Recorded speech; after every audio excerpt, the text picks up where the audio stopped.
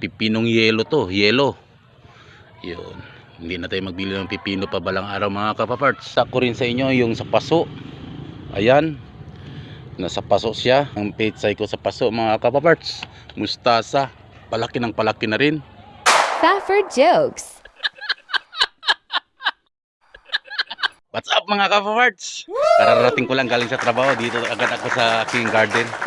Namimiss ko ng garden ko kasi sa sobrang init kanina. Gusto ko makita kung ano na nangyari sa kanila. So, eto nga sila. Ang tuyong-tuyo. So, mga kapaparts, ang saya-saya silang pagmasdan. Palaki ng palaki na yung mustasa natin mga kapaparts. Samantala, nandyan din ang mga labanos o radish. Palaki ng palaki na rin. Ayan.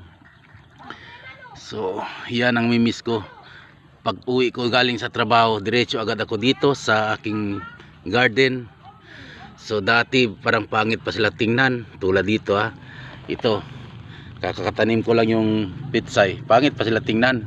Pero 10 days from now makikita natin to mga kapapars. I-post ko to ulit yung mga video na palaki na sila. Ngayon ang tuyo-tuyo. So it is challenge for me na hanggang siguro mag-expend ako ng 2 oras dito, magtubig, tapos magtanim din ako ng mustasa sa area na yan. So andito yung pipino ko. So i-arrange ko muna tong pipino dahil ipakyat ko yun dito sa may kawayan para hindi siya tatakpan dito sa pitsay. So andyan ang mga pipino natin mga kapaparts. Ang taba-taba nila. Pipinong yelo to, yelo. Yun. Hindi na tayo magbili ng pipino pa balang araw mga kapaparts. Sana kayo rin dyan sa bakuran nyo mga kapaparts. Magtanim din kayo para hindi tayo bili ng bili pa. So ilaan lang ng kunting minuto, kunting oras bawat araw para magtanim. Para balang araw hindi na tayo magbili pa. Ipakita ko rin sa inyo yung sa paso. Ayan. Nasa paso siya. So may mga paso pa dito na walang laman. Ayan ang petsay ko sa paso mga kapaparts. Mustasa. Palaki ng palaki na rin. Ayan. So nakita nyo yung paso. O, nakita ko may tinapon nila na ganitong klaseng container. Kinuha ko para gawing paso. Ngayon mayroon na siyang mustasa. So ayun. Ganito lang mga kapaparts. So ayun, marami pa akong similya na mustasa. Dapat ko pa yan i-transfer ngayon. So yan ang activities ko ngayon mga kapaparts bagong dumilim. So nandito tayo sa garden, naka-updates. So sana ganun din kayo mga kapaparts na magtanim na tayo sa ating mga bawat bakuran para hindi na tayo bili ng bili pa. So ito, similya ito mga kapaparts ng siling demonyo, yung pinakamaanghang sili. Ito siya mga kapaparts. Tapos ito naman ay similya ng atsal. So bell pepper. Nagbili ako ng 1 piraso sa halagang 10 piso. Tapos dito ko nilagay yung buto. Ngayon may tubo na mga kapaparts. So itanim na natin to kasi yun na nga, para hindi tayo bili ng bili pa balang araw ng atsal. Ayan, dito lang muna yan sa tabi habang ang focus natin ngayon ay magtanim ng mustasa, magtubig ng mustasa, maghabog ng mustasa, mag-arrange ng yung pipino. So mga trabaho muna mga kapaparts. Dito tayo sa garden muna mag-focus. So maya maya pag gabi na, siyempre papasok tayo sa bahay, magluto, and then magkain, manood ng TV. So dapat gawing productive ang oras ilaan dito sa hardin para hindi tayo magbili ng bili pa ng gulay. So ganito lang mga kapaparts, simple as that.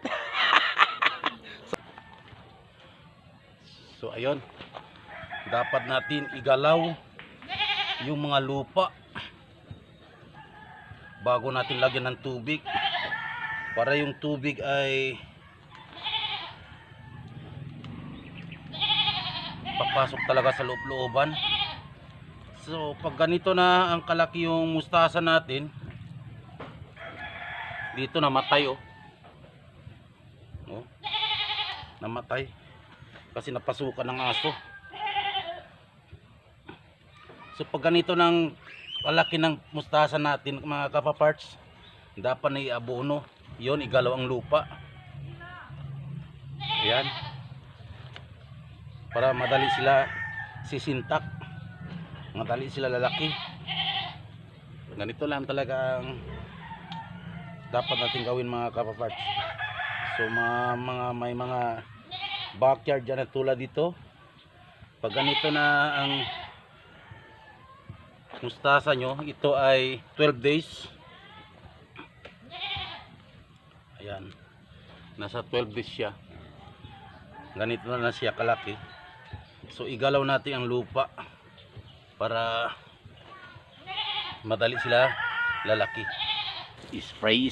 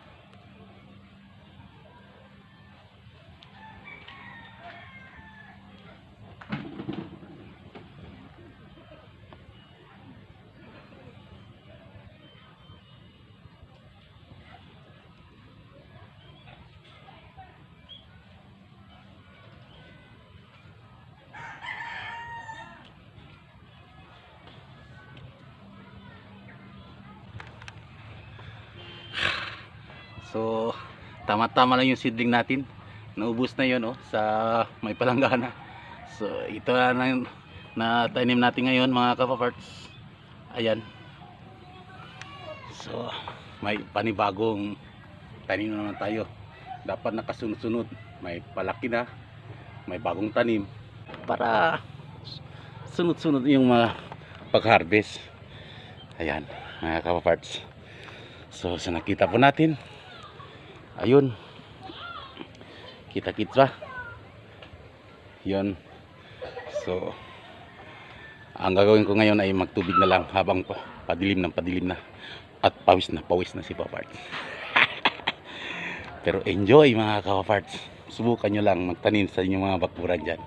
Nakaka-enjoy lalong pag makita natin na palaki na sila, at ang iba dyan ay makukuha na natin para gawing gulay tulad ng mga lugbati, yung sitaw, di ba? Ayun. Kaya tayo na magtanim kahit nasa residential, kahit sa mga may kapitbahay, kahit may mga aso, pusa dyan, manok, kambing, baboy. Paraan lang, maglagay lang tayo ng fencing. Ayan.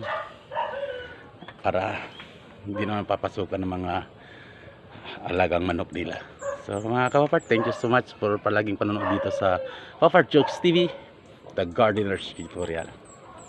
Bye bye. I wish you all God protected. Safford Jokes.